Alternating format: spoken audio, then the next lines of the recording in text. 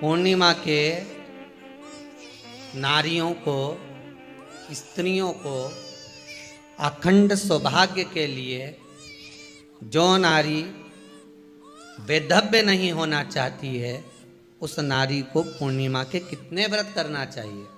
जिस नारी के यहाँ संतान नहीं हो, औलाद नहीं हो, उसको पूर्णिमा के कितने व्रत करना चाहिए। जिस नारी का पुत्र पति बहुत बीमारी से ग्रसित हो, लग रहा हो कि ये मेरा बेटा बहुत बड़ी बीमारी में घिरा हुआ है, तो नारी को कितने व्रत करना चाहिए। स्वयं भगवान कृष्ण ने माता यशोदा को द्वापर में भी बताया है कि पूर्णिमा के 32 व्रत होते हैं। कितने व्रत होते हैं? 32।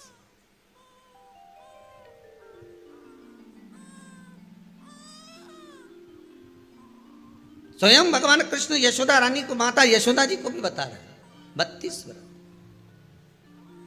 अब आपको किसी ने बता दिया होगा कि 8 कर लो, 7 कर लो, 6 कर लो, 12 कर लो, इसलिए आपने बोला कि 12 कर लीजिए, 32 कर लीजिए। अरे यहाँ तो द्वापर की कथा भी कहती है। यशोदा जी ने एक बार भगवान कृष्ण को रोक कर कह दिया, ए कन्हैया रुको। कन्हैया बोले, बोलो माँ क्या बात है।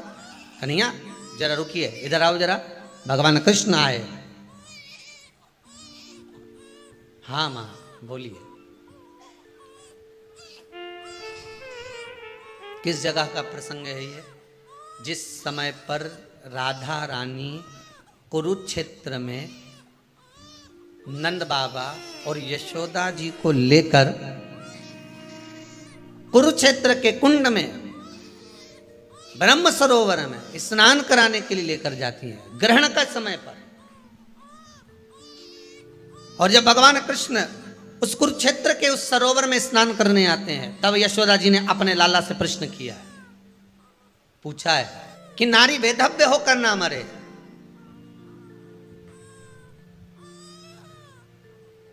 उसका पति कोई रोग से ग्रसित ना हो, उसका पुत्र किसी रोग में ना पड़े। अरे भाई कितना सुंदर संवाद लिखा है। अगर किसी माता का पुत्र मान लो किसी नशे में डूबा हुआ है, कोई नशा कर रहा है और गलत नशा है, आपको लग रहा है कि ये नशे में डूबा हुआ है, आपको लग रहा है कि ये गलत जगह पर डूब गया है, आपको लग रहा है कि मदिरापान में, मांसाहार में या अधिक गांजा आदि जो भी नशे होते हैं, जितने भी नशे, उसमें डूब चुका है। और माँ उसको समझा रही है, तू नशे में मत डूब, तू इस काम को मत कर, तू ये गलत कर्म मत कर। माँ उसको समझा कर हार गई। तो मेरा माताओं से निवेदन है, आप उसको समझाना बंद कर दो, एक काम करना प्रारंभ कर दीजिए। हमें जो शिव महापुराण के माध्यम से शास्त्र कह रहा है कि आप 32 पूर्णिमा के व्रत प्रारंभ कर दो। उसमें करना क्या है आपको? केवल जिस दिन व्रत रहे, रात्रि के समय पर कोई भी मीठा, कुछ भी सामग्री आप चंद्र की रोशनी में, चंद्र को अर्घ देने के बाद, पूजन करने के बाद उसको रखो, और वही सामग्री जो नशा कर रहा है उसको पूर्णिमा के दूसरे दिन उसको खिलाओ। आप धीरे धीरे खिलाना चालू करेंगे, जिस नशे में वो डूबा हुआ उस नशे से वो छूटना प्रारंभ हो जाएगा। 2 पूर्णिमा व्रत करके तो देखो, तीसरे में तुम्हें जरूरत ही नहीं पड़ेगी। धीरे धीरे आप वो छूटना प्रारंभ हो जाएगा। स्वयं भगवान कह रहे हैं, यशोदा मैया ने कन्हैया को रोक लिया कुरुक्षेत्र के उस मैदान में, और भगवान कृष्ण का दर्शन माता यशोदा जी करी। बहुत दिनों के बाद माँ को, आज माता यशोदा को लाला का दर्शन हुआ, बहुत समय के बाद, जानने के बाद, बहुत समय के बाद।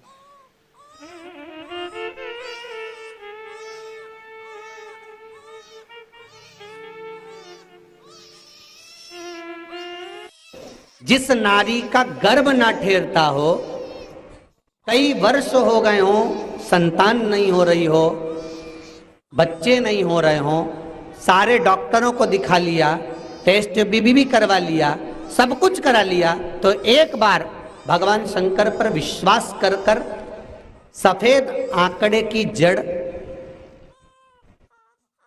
सफेद आंकड़े की जड़, और ध्यान देना वो जड़ किसी दूसरे से नहीं मंगवाना है। कई लोग ऐसे होते हैं कि तुम ला कर दे देना तो हम बांध लेंगे। हो, जिस नारी को संतान चाहिए वो अपने पति के साथ जाए और सफेद आंकड़े की जड़ को लेकर आए।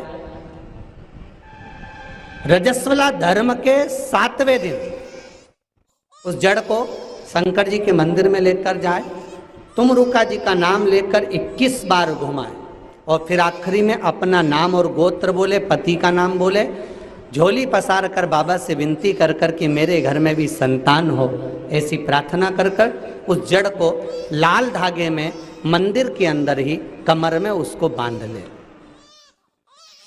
महाराज कई लोग ऐसे हैं 18, 19, 20 साल जिनको हो गए, जिनके घर में संतान नहीं हुई और बाबा विश्वनाथ ने उनकी गोदियां भर दी। बाबा की ऐसी कृपा बनी, ये बाबा की कृपा।